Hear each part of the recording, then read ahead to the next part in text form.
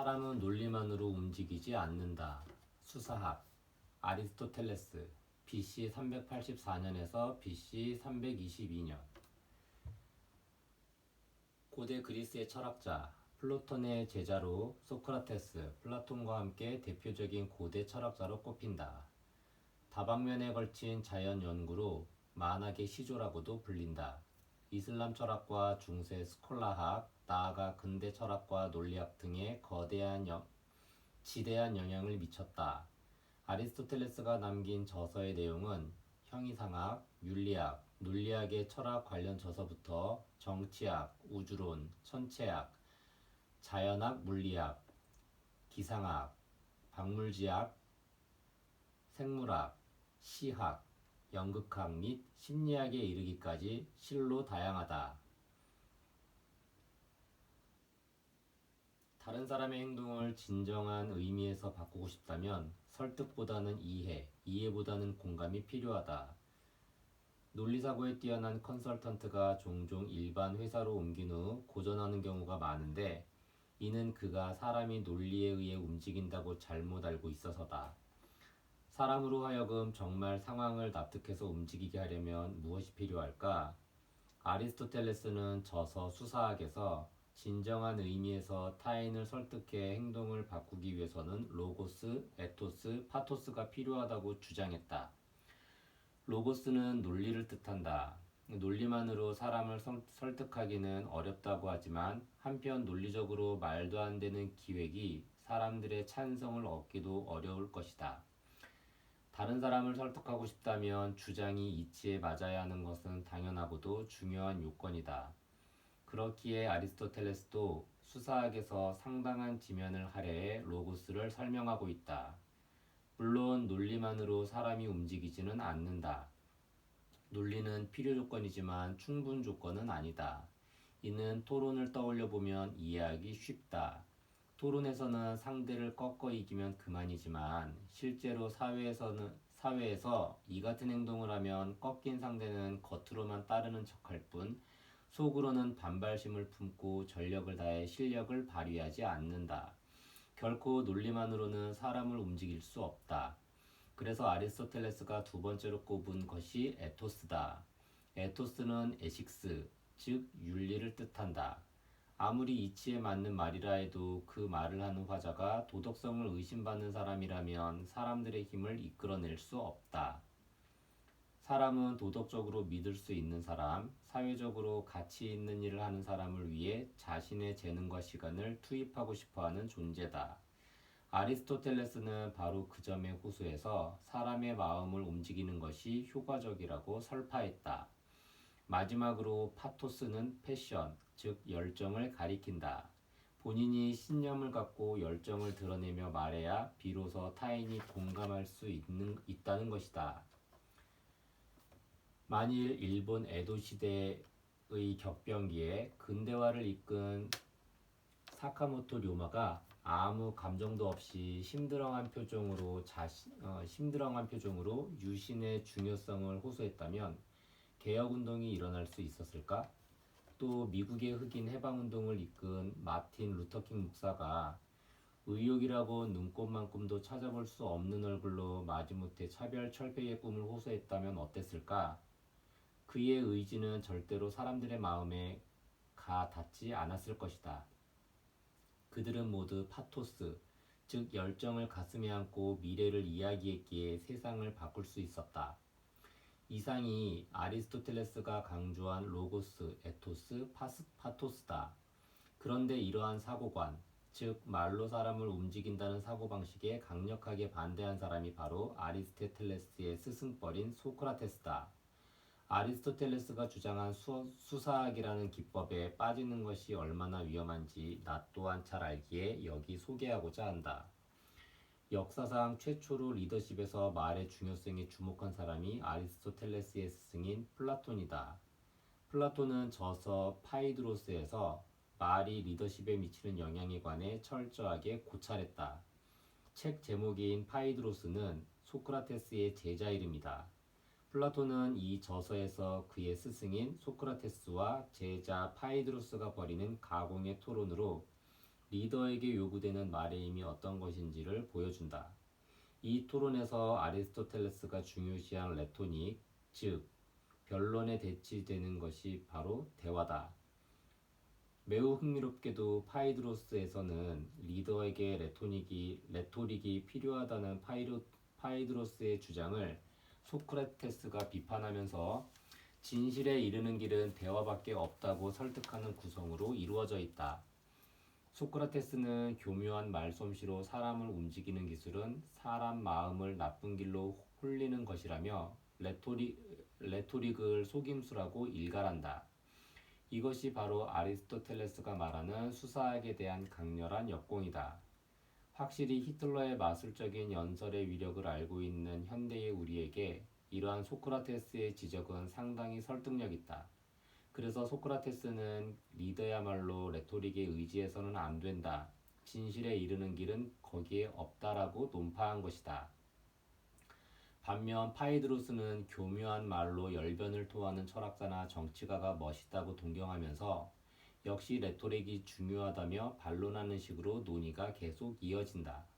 이 논의는 결국 파이드로스가 밀리는 형국으로 끝나는데 우리에게 중요한 것은 플라톤 역시 레토릭에 사람을 매료시키는 움직이는 힘이 있다는 것을 순순히 인정했다는 점이다. 조직의 리더라면 당연히 자신을 추종하는 이들의 마음을 사로잡아 이끌어가는 능력이 필요하다. 그렇다면 레토릭의 위험성을 알면서도 이것을 이용할 것인가? 옳고 그름의 문제는 차치하고 레토릭에 도사리고 있는 위험성에 관해서는 알아두는 편이 좋다. 아리스토텔레스는 다양한 의미에서 스승 플라톤에게 도전장을 내민 사람이다.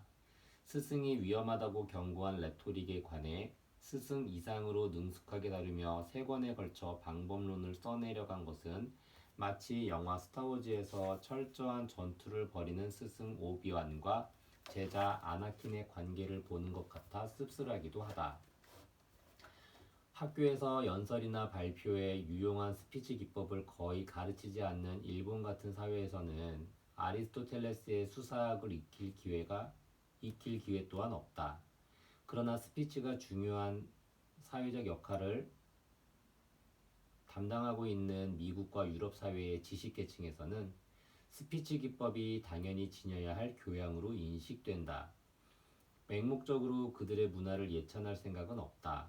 그러나 리더의 입장에 서 있는 사람이라면 다른 사람들의 마음을 움직이기 위해 로고스, 에토스, 파토스가 필요하다라는 아리스토텔레스의 주장과 그 과도한 사용이 초래할 수 있는 위험성을 알아두어 손해볼 일은 없을 것이다. 5. 노력하면 구원받을 수 있다고 신은 말하지 않았다. 예정설 장 칼뱅 1509년에서 1564년 프랑스 신학자이자 종교개혁가 마르틴 루터, 울리 츠빙클리와 나란히 평가받는 신학자로 기독교 종교개혁 초기의 지도자이자 장로파 교회의 창시자이다. 잘 알려져 있듯이 16세기에 일어난 종교개혁은 마르틴 루터로부터 시작되었다. 루터는 카톨릭 교회에서 파문을 당해 신성 로마 제국에서 추방되었지만 작센 선제 후에 보호를 받아 신학 연구에 한층 더 몰두했다. 그 후 루터의 가르침은 독일뿐 아니라 유럽 전역으로 퍼져나갔고 급기야 프로테스탄트 운동으로 이어졌다. 프로테스탄트는 지금은 무척 흔히 사용되는 단어이지만 원래는 반대하다라는 뜻을 가진 말로 이를 의역하면 싸움을 걸다라는 의미다. 루터가 싸움을 건 상대가 당시 유럽 세계를 사상적으로 지배하고 있던 로마 카톨릭 교회였으니 실로 엄청난 일이 아닐 수 없다. 당시 루터의 등장은 굉장히 파격적이었던 셈이다. 로마 가톨릭 교회로서는 루터의 문제 제기가 매우 성가신 일이었다. 그도 그럴 것이 그들의 큰 재원인 면죄부에 관해 신학적 의미를 꼬투리 잡아 들추어냈기 때문이다. 실은 이 시기에 면죄부를 둘러싸고 가톨릭 교회 내부에서도 반발하는 신학자들이 많았다. 의견이 깔끔하게 정리되지 않은 상태로 교황을 비롯한 권력자들이 면죄부 발매를 강행하고 있었던 것이다. 그런 상황에서 루터의 문제 제기는 로마 가톨릭 교회의 약점을 찌르는 것이었다. 마르틴 루터의 저돌적인 외침을 이어받아 이를 더욱 명확히 정비해 프로테스탄티즘의 확고한 사상 체계를 심은 이가 바로 장 칼뱅이다. 이 사상 체계가 마침내는 자본주의와 민주주의의 초석이 되어 세계사를 움직일 만큼 큰 영향력을 발휘했다. 장 칼뱅 사상의 핵심은 무엇일까? 칼뱅의 사상 체계를 이해하는 데 가장 중요한 열쇠가 바로 예정설이다. 예정설은 다음과 같은 사고관이다. 어떤 사람이 신에게 구원을 받을지 못 받을지는 미리 결정되어 있다. 이 세상을 살면서 선행을 쌓느냐 못 쌓느냐와는 전혀 관계가 없다. 실제로 신자가 아닌 사람의 시각에서 보면 놀랄만한 사상이다. 이 사상에 따르면 면죄부는 구원을 가져다 줄 수 없다. 사실 루터가 최초로 제기한 문제는 그 점을 묻고 있었다. 하지만 칼뱅은 더 나아가 면죄부에 의해 구원받지 못하는 것은 당연한 일이며 애초에 선행을 베풀었다거나 악행을 거듭 저질렀다는 것 자체가 아무 상관없는 일이라고 주장한다. 이는 칼뱅이 만들어낸 독자적인 사상일까? 그렇지 않다.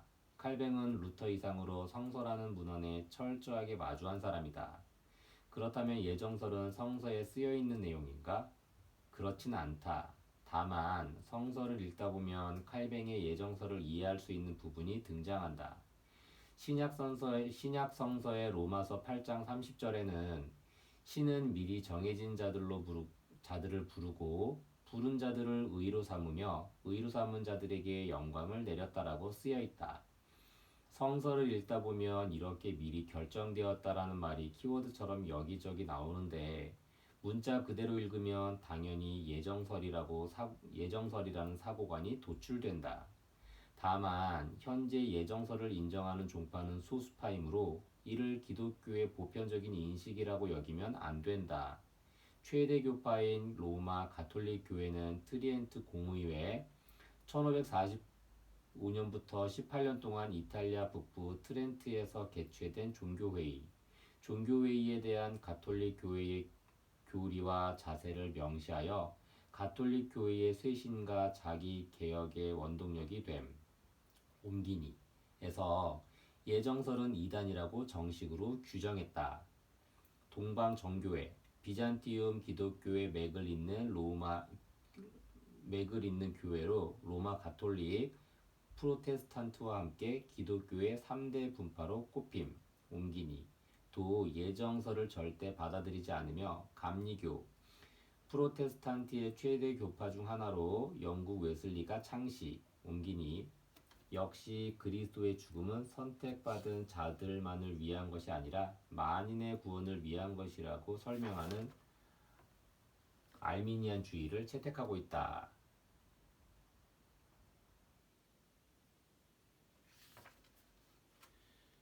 그럼에도 다시 한번 생각해 볼 점은 이 정도까지 이익이 없을 것 같은 교의가 진화론적으로 말하자면 도태되지 않고 받아들여지고 마침내는 자본주의와 민주주의의 초석이 될 수 있었던 이유가 어디 있었는가 하는 문제다. 예정설에 따르면 깊은 신앙심이나 많은 선행은 그 사람이 신에게 구원받는 여부와는 관계가 없다. 이러한 사고는 우리가 일반적으로 생각하는 동기의 인식과 크게 모순을 일으킨다. 대가와 노력의 관계에서 보면 대가가 약속되어 있기에 노력하려는 동기가 생겨난다는 사고가 보편적이다. 그런데 예정설에 따르면 노력 여부와 상관없이 대가를 받을 사람과 받지 못할 사람이 미리 결정되어 있다. 이 인과관계를 불교와 비교해보면 예정설의 이상한 점이 눈에 띈다. 불교에서는 모든 일이 원인에서 발생한 결과이며 원인 없이는 아무 일도 생기지 않는다는 인과율을 중시한다. 전 우주는 인과율에 지배받고 있으며 석가모니의 큰 깨달음 역시 이 인과율에 인식해서 비롯된 것이다. 석가모니는 전 우주를 지배하는 인과율을 다르마, 즉 법이라고 명명했다. 당연히 석가모니 이전부터 법은 존재했다. 교조와는 별개로 절대적으로 법이 존재했으므로 이를 법전불후라고 한다. 반면 예정설은 이를 완전히 뒤엎는다. 신이 모든 것을 미리 정해놓기 때문에 인과율은 적용되지 않는다. 프로테스탄티즘은 신전 법부인 셈이다. 불교의 영향을 받은 동양에서는 인과응보가 익숙하지만 프로테스탄티즘에서는 그렇지 않다. 그렇다면 노력 여부에 관계없이 구원받을 사람은 미리 정해져 있다는 믿음이 사람을 무기력하게 만들까? 이 물음에 그 반대다라고 외친 사람이 막스 베버다. 그는 프로테스탄트 윤리와 자본주의 정신에서 칼뱅파의 예정설이 자본주의를 발달시켰다는 논리를 펼쳤다. 구원 여부도 불확실하고 현세에서의 선행도 의미가 없다면 사람들이 쉽게 허무사상에 빠져들 수 있다. 혹은 현세에서 어떤 삶을 살아가든 구원받을 자가 이미 결정되어 있다면 쾌락을 좇으며 사는 과감한 선택을 내리기 쉬울지 모른다. 하지만 실제로는 물론 그런 사람도 있었겠지만 대다수는 그렇지 않았다. 오히려 전능한 신에게 구원받기를 미리 정해진 사람이라면 금욕적으로 천명, 독일어로 벼, 이 단어는 직업이라는 뜻으로 사용됨, 옮기니을 다해 성공하는 인간일 거라고 생각하고 자신이야말로 구원받기로 선택된 인간이라는 증거를 얻기 위해 금욕적으로 자신의 일에 몰두했다는 것이 막스 베버의 논리다. 천박한 합리주의로 인해 피해를 입은 사람에게는 베버의 주장이 궤변으로 들릴지도 모른다. 하지만 학습 심리학에서 이미 예고된 대가가 오히려 동기부여를 감퇴시킨다는 것이 밝혀졌다는 사실을 상기한다면 인간의 동기라는 것이 노력, 대가라는 단순한 인과관계로 유발되지 않는다는 것을 짐작할 수 있다. 또한 이 논리는 현재의 인사제도가 대부분의 기업에서 제대로 작동되고 있지 않으며 오히려 얼토당토 않은 일에 얽매여 있는 상황임을 깨닫게 하는 중요한 계기가 되어준다.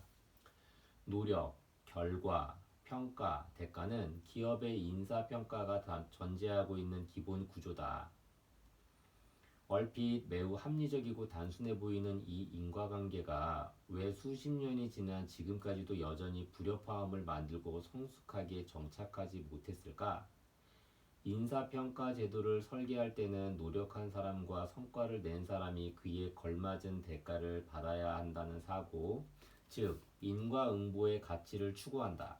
하지만 실제로 어떤가? 추구했던 대로 잘 실현되고 있는가? 아마도 많은 사람이 부정할 것이다. 오히려 인사평가의 결과를 기대하고 희망을 가지는 사람보다 승진하거나 출세하는 사람은 미리 정해져 있다고 느끼는 사람이 더 많을 것이다. 심지어 인과응보를 부정하는 예정설이 자본주의의 폭발적인 발전에 기여했다고 한다면 우리는 무엇을 위해서 막대한 시간과 노력, 그리고 비용을 들여 인과응보를 실현하려는 인사평가제도를 설계하고 운영하고 있는 것인지 다시 한번 돌아봐야 할지도 모른다. 현대 일본을 대표하는 사상가인 우치다 다수르가 지적한 내용을 소개하며 글을 끝맺고자 한다. 자신의 노력이 정확히 평가되고 그에 상응하는 대가를 받을 수 있다. 이렇게 알기 쉬운 체계라면 인간은 열심히 일한다. 그렇게 믿고 있는 사람이 무척이나 많다. 고용 문제를 다룬 책을 읽어보면 대개 그렇게 쓰여 있다. 하지만 나는 그 말이 틀렸다고 생각한다. 노동과 대가가 정확하게 수직적 상하관계를 보인다면 인간은 아마도 일하지 않을 것이다. 아무런 설렘도 기쁨도 없을 테니까. 우치다 다스루, 나카자와 시니치, 일본의 배경과 상황. 6. 타고난 경험이란 없다. 경험을 통해 인간은 무엇이든 될 수 있다. 타블라 라사, 존 로크 1632년에서 1704년. 영국의 철학자, 영국 경험론의 아버지로 불리며 정치 철학자로서도 매우 유명하다.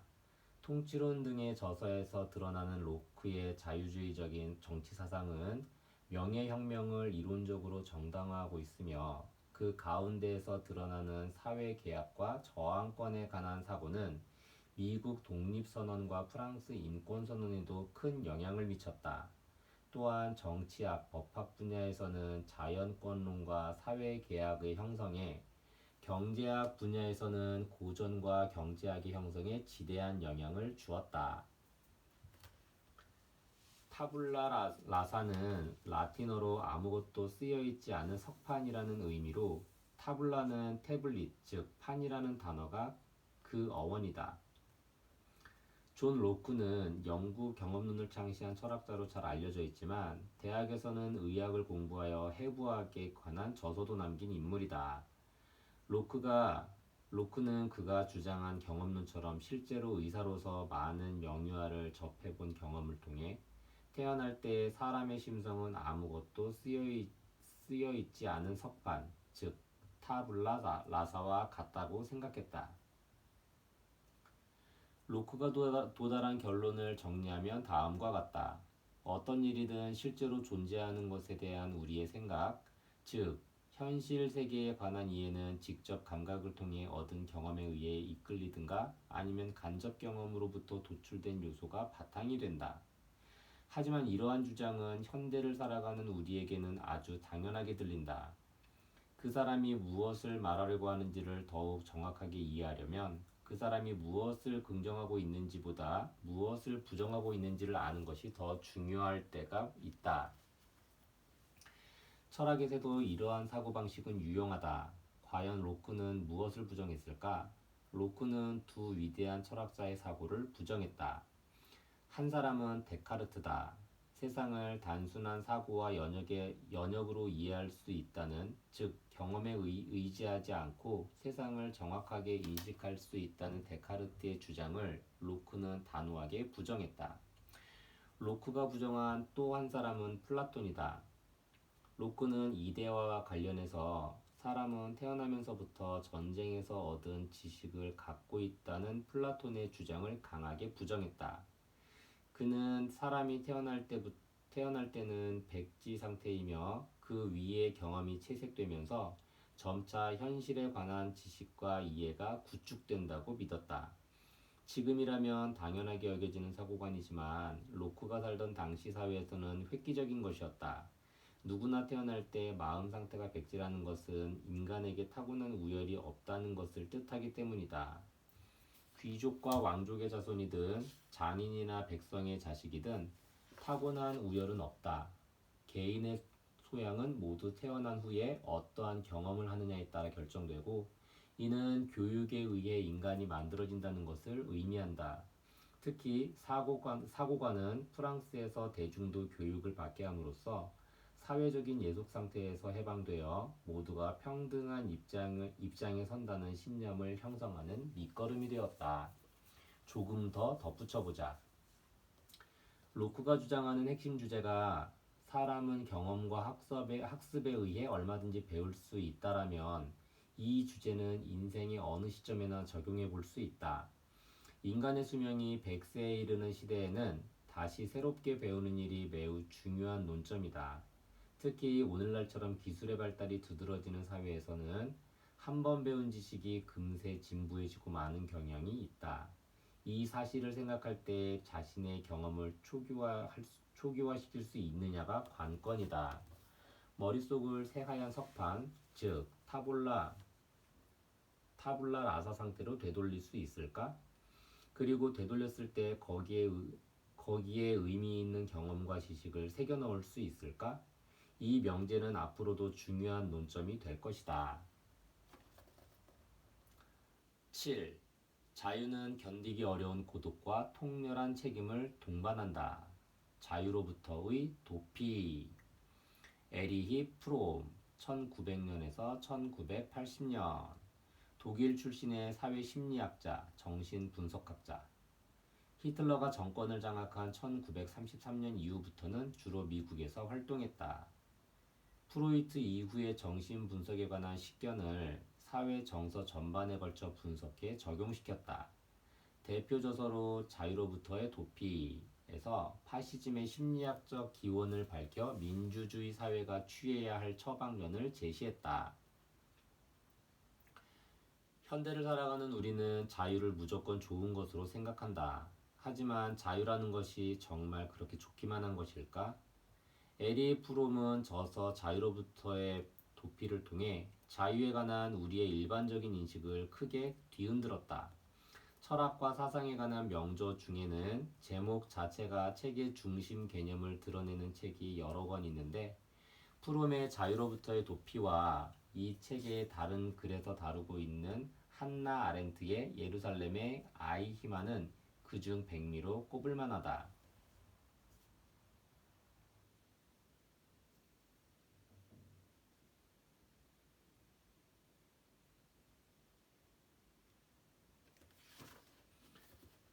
새삼 생각해보면 자유로부터의 도피라니 기묘한 표현이다. 우리는 대개 제약과 속박에서 도피의 자유를 획득하는 것을 자연스럽게 떠올린다. 피터 폰다와 데니스 호퍼 주연의 영화 이지라이더는 바로 그러한 이미지의 상징으로서 손목시계를 도로에 내던지는 전설적인 장면으로 시작된다. 하지만 프롬의 책 제목은 자유로부터의 도피다. 왜 자유로부터 도피해야만 하는 걸까?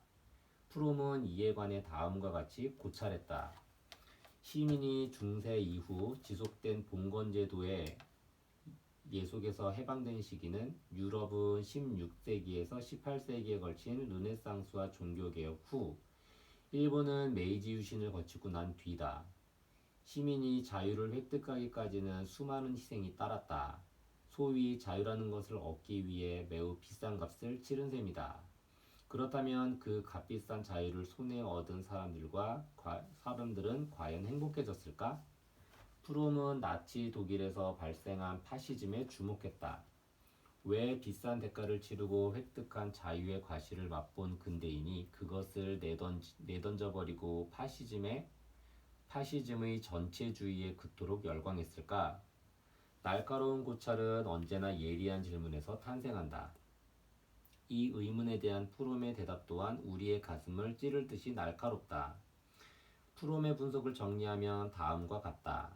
자유에는 견디기 어려운 고독과 통렬한 책임이 따른다. 이 고독과 책임을 감당하고 견디면서 더욱이 진정한 인간성의 발로라고 할 수 있는 자유를 끊임없이 갈구함으로써 비로소 인류에게 바람직한 사회가 탄생하는 법이다.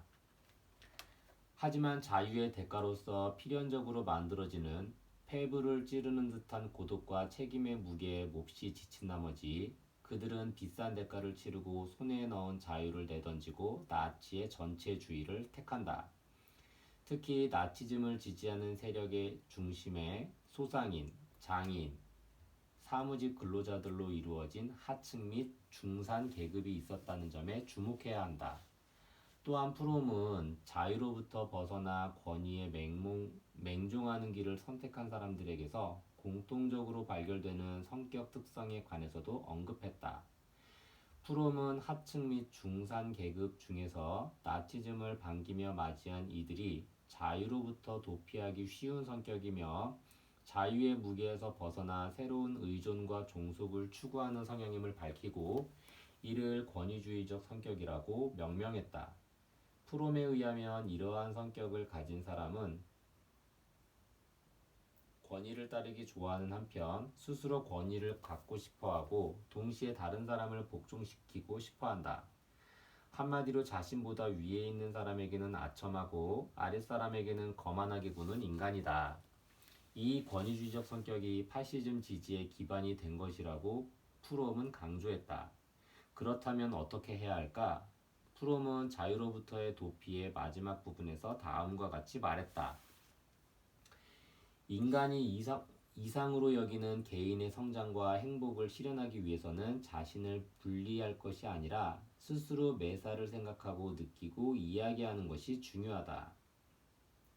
더욱이 무엇보다도 꼭 필요한 것은 자신 그대로의 모습으로 살아가는데 용기와 강인함을 지니고 자아를 철저하게 긍정하는 일이다. 에리 프롬, 자유로부터의 도피. 프롬의 고찰과 지적은 현대를 살아가는 우리에게 무엇을 시사하는가? 현대인은 기업이나 지역, 가족 등의 속박에서 벗어나 자유롭게 살아가는 것을 절대선으로 숭상하며 이 생각에 의심을 품지 않는다.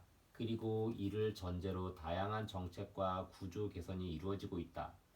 투잡, 업무 방식의 개혁, 제4차 산업혁명 등은 모두 중세에서 근대, 근대에서 현대로 이어지고 있는 자유와 해방으로의 발전 흐름 속에 있다. 그러나 정말로 조직이나 커뮤니티에 속박되지 않고 더없이 자유로워지면 보다 행복하고 풍요로운 삶을 살 수 있을까? 프롬의 분석을 토대로 생각해보면 이는 개인의 자아와 교양의 강도에 달려있다. 하지만 우리 사회의 구성원들은 아직 자유가 들이미는 책임에 제대로 훈련되어 있는 것처럼 보인다.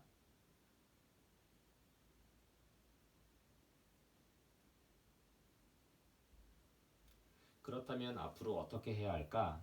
자유를 추구하는 것을 단념하고 전체주의의 어리석은 무리 속으로 빠져들어야 할까?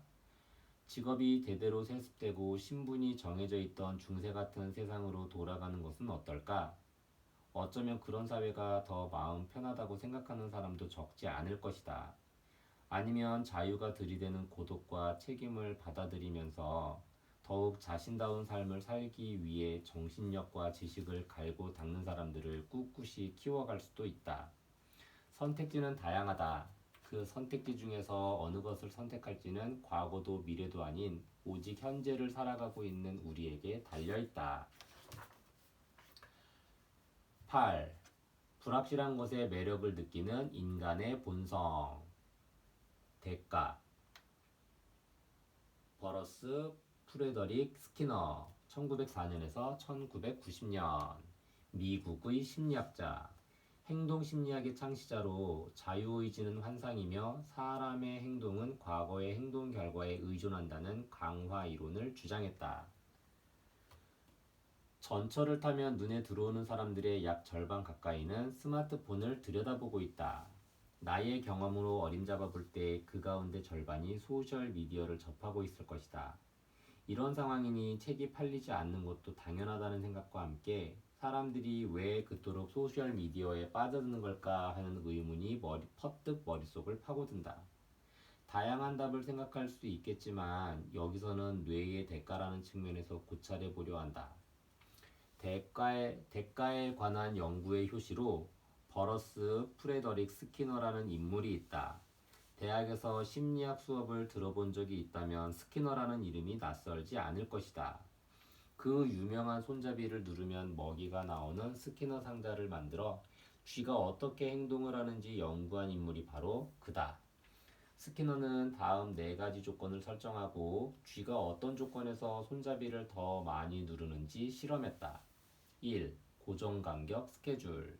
사람이 누르는 것과 관계없이 일정한 시간 간격으로 먹이가 나온다. 2. 변동간격 스케줄. 손잡이를 누르는 것과 관계없이 불규칙적인 간격으로 먹이가 나온다. 고정비율 스케줄. 손잡이를 누르면 반드시 먹이가 나온다. 변동비율 스케줄. 손잡이를 누르면 불확실하게 먹이가 나온다. 스키너의 실험에 따르면 손잡이를 누르는 횟수는 4, 3, 2, 1 순으로 감소한다. 이 결과에서 특히 주목해야 할 점은 손잡이를 누르면 반드시 먹이가 나온다는 3 조건보다 손잡이를 누르면 불규칙하게 먹이가 나온다는 4는 조건이 쥐에게는 더 큰 동기부여가 되었다는 사실이다. 이 결과는 우리가 평소 생각하던 대가의 의미를 생각하면 상당히 의아할지도 모른다. 이는 행동 강화에 관한 실험으로 행위는 그 행위로 인한 대가 반드시 주어진다는 것을 알고 있을 때보다도 대가가 불확실하게 주어질 때 더욱 효과적으로 강화된다는 것을 밝히고 있다.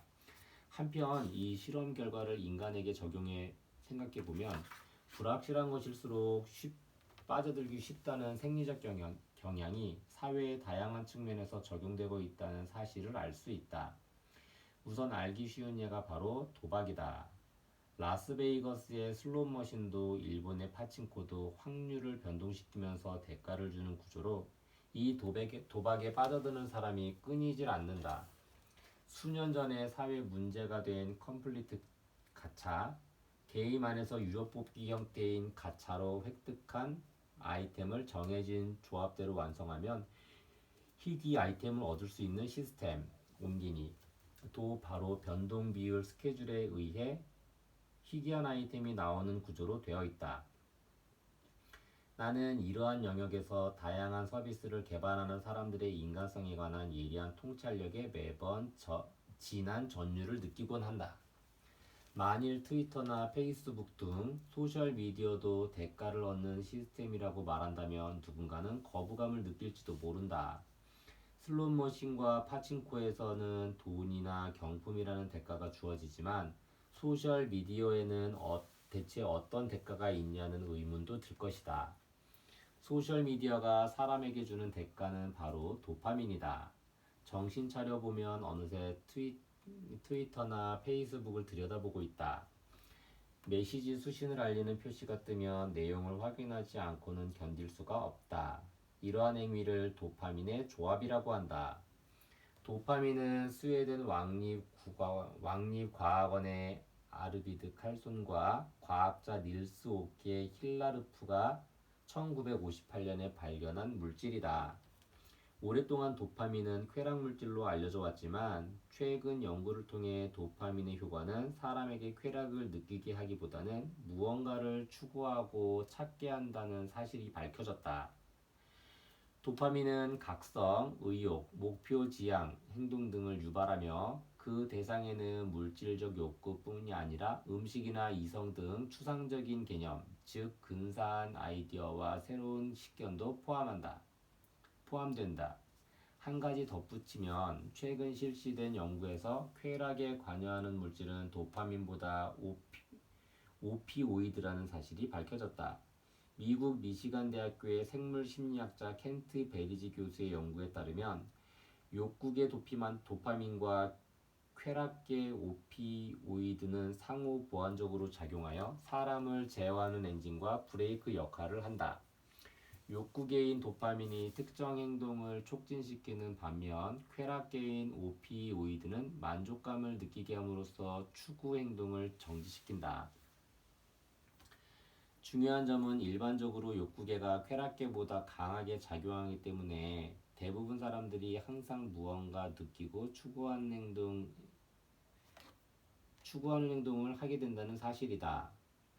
도파민 시스템은 예측하지 못한 일에 직면하면 자극을 받는다. 예측하지 못한 일이란 스키너 상자 실험에서 네 번째 조건이었던 변동 비율 스케줄에 해당한다. 트위터나 페이스북, 문자 메시지는 예측할 수 없다. 이들 미디어는 변동 비율 스케줄로 움직이기 때문에 사람의 행동을 강화하는, 즉 반복해서 행동하게 하는 효과가 매우 크다. 왜 사람들은 소셜미디어에 빠지는 것일까? 다름 아니라 예측이 불가능하기 때문이라는 것이 최근의 연구가 제시하는 해답이다. 9. 인생을 예술 작품으로 대한다면? 앙가주망, 장폴 사르트르. 프랑스의 철학자이자 소설가, 극작가 시몬 드 보부아르와 계약 결혼을 한 것으로도 유명하다. 오른쪽 눈에 심한 사시가 있었는데 1973년에는 그때까지 읽고 쓰는 데 사용하던 왼쪽 눈의 시력마저 상실했다. 자신의 의지로 노벨상을 거부한 최초의 인물이다. 사르트르는 대표적인 실존주의 사상가다. 실존주의는 무엇인가? 이 책의 앞부분에서 철학자들은 어떻게 살아가야 하는가라는 하우의 물음과 세상은 무엇으로 이루어졌는가라는 왓의 물음, 이 두 가지 명제에 몰두해 왔다고 언급했다. 실존주의는 이 중에서 나는 어떻게 살아야 하는가, 즉 하우의 물음을 중시한 입장이다. 이 물음에 앙가주망하라라는 대답을 제시했다. 안가주망이라 하면 뭔가 고상한 철학 용어로 들릴 수도 있지만 결국 주체적으로 관계한 일에 참여한다는 뜻이다. 그렇다면 무엇에 참여하는 것일까? 사르트르는 두 가지로 정리했다. 첫 번째는 우리 자신의 행동이다. 현대 민주주의 사회를 살아가는 우리에게는 자신의 행동을 주체적으로 행동할 권리가 있다. 민주주의 사회에서 살아가는 이상 우리의 행동과 선택은 자유이며 따라서 무엇을 할까라든지 무엇을 하지 않을 것인가라는 의사 결정에 스스로 책임을 질 필요가 있다. 앞서 에리 프롬의 자유로부터의 도피를 다룰 때 자유와 괴로움에 관해 고찰했는데 사르트르 또한 자유를 매우 무거운 것으로 인지해 인간은 자유의 형벌에 처해 있다라고 말하기도 했다. 또한 사르트르는 우리가 스스로의 행동뿐만 아니라 이 세계에도 책임이 있다고 주장했다. 이것이 바로 안가주망에 따라 참여하는 두 번째 대상인 세계다. 그에 의하면 우리는 자신의 능력과 시간, 즉 인생 자체를 모두 사용해 어떤 계획을 실현하는데 이때 우리에게 일어나는 일은 모두 그 계획의 일부로 받아들여야 한다. 사르트르는 사람의 일생에서 우발 사건 같은 것은 존재하지 않는다라고까지 이야기했다. 그 예로 들었던 것이 전쟁이다. 사르트르는 전쟁을 인생의 외부에서 닥쳐온 시련 사건으로 여기는 것을 잘못이라고 보았다. 전쟁은 나의 전쟁이 되어야 한다. 왜냐하면 나는 반전운동에 몸을 던지거나 병역을 거부하고 도망칠 수도 있었고 아니면 자살함으로써 전쟁에 항의할 수도 있었지만 그렇게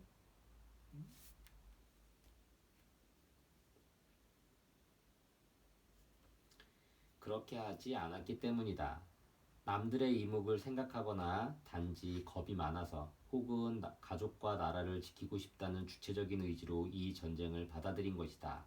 다른 선택도 할 수 있었지만 그렇게 하지 않고 받아들인 이상 그것은 자신의 선택이다. 실제로 냉정한 지적이지만 이것이 바로 사르트르가 강조한 자유의 형벌에 처해 있다는 말의 진정한 의미다. 우리는 외부의 현실과 자신을 각각 별개로 생각하는 습관이 있다. 그러나 사르트르는 이를 부정했다. 외부의 현실은 우리가 어떤 시도를 하느냐에 따라 혹은 하지 않느냐에 따라 그러한 현실이 된 것이므로 외부의 현실은 곧 나의 일부이고 나는 외부 현실의 일부다. 즉 외부의 현실과 나는 끊임없이 끊으려야 끊을 수 없는 관계다. 그렇기에 더더욱 그 현실을 자신의 일로 주체적으로 받아들여 더 좋은 방향으로 이끌고자 하는 태도, 즉 안가주망이 필요하다. 그런데 실제 상황은 어떤가? 사르트르의 직언은 현대 사회를 살아가는 우리에게 매우 엄격한 지적으로 들린다. 사르트르는 우리의 목표가 자신의 존재와 자유, 선택 가능한 범위 내를 명확히 인식하고 그 가치를 인정하는 것인데도 많은 사람이 그 자유를 누리지 못하고 사회와 조직이 지시한 대로 행동하는 고지식한 사고에 갇혀 있다고 지적했다. 그의 말대로 직업 같은 건 자유롭게 선택하면 될 텐데도 그 자유를 견디지 못하고 취직, 인기, 순위의 상위에 올라 있는 회사만 원하는 것은 전형적인 융통성 없는 사고다. 소위 성공은 사회나 조직이 명령하는 대로 행동하고 기대받은 성과를 올리는 것을 의미하지만 사르트르는 그런 건 조금도 중요하지 않다고 단정했다. 그리고 자유롭다는 것은 사회나 조직이 바람직하다고 여기는 가치를 손에 넣는 게 아니라 자신이 스스로 선택하고 결정하는 일이라고 말했다. 사르트르의 이러한 주장은 내가 세계의 리더들은 왜 직감을 단련하는가에서 소개한 현대 미술가 요제프 보이스의 사회적 조각과도 일맥상통한다. 우리는 세계라는 작품을 제작하는 데 공동으로 관여하는 아티스트며 그렇기에 이 세계를 어떻게 만들고 싶은가에 대한 비전을 가지고 하루하루 생활해야 한다는 것이 요제프 보아스의 메시지이다. 사르트르 또한 조직과 사회를 들이대는 척도를 보며 자기의 기만에 빠지지 않고 완전한 자유 속에서 자신의 인생을 예술 작품처럼 창조해내야만 자신의 기능을 깨달을 수 있다고 역설했다. 10. 악의가 없어도 누구나 악인이 될 수 있다. 악의 평범성. 한나 아렌트 1906년에서 1975년. 미국의 정치학자이자 평론가, 철학자, 독일에서 태어났지만 유대인이었기 때문에 나치 정권 성립 후에 파리로 망명했다가 나중에 다시 미국으로 망명해 시카고 대학교 교수를 역임했다. 나치즘, 스탈리즘 등 전체주의 국가의 역사적 위치와 의미를 분석하고 현대사회의 정신적 위기를 고찰했다. 저서로서 전체주의의 기원, 인간의 조건, 예루살렘의 아이히만 등이 있다.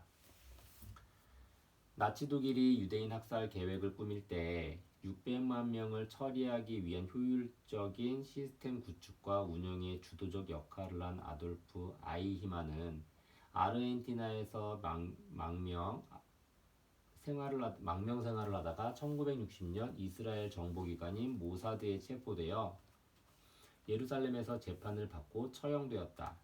그때 연행된 아이히만의 풍모를 본 관계자들은 큰 충격을 받았다. 그가 너무나도 평범한 사람이었기 때문이다.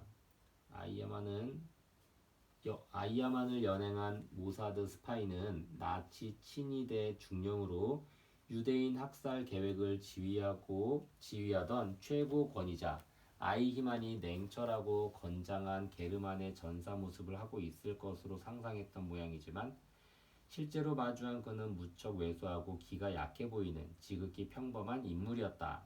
하지만 재판은 기가 약해 보이는 이 인물이 저지른 수많은 죄들을 낱낱이 밝혀나갔다.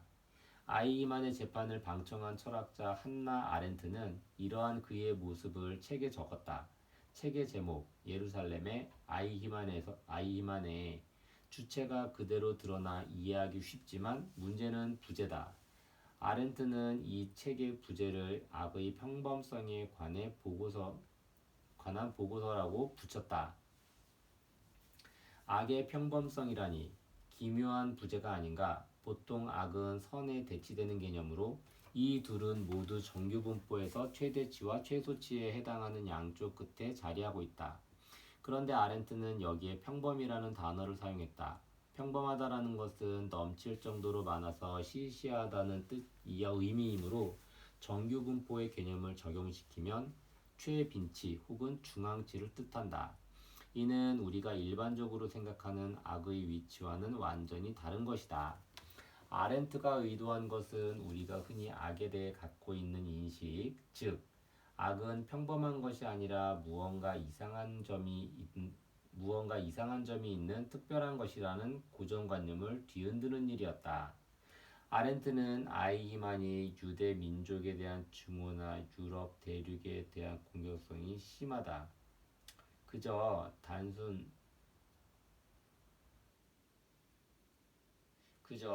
단순히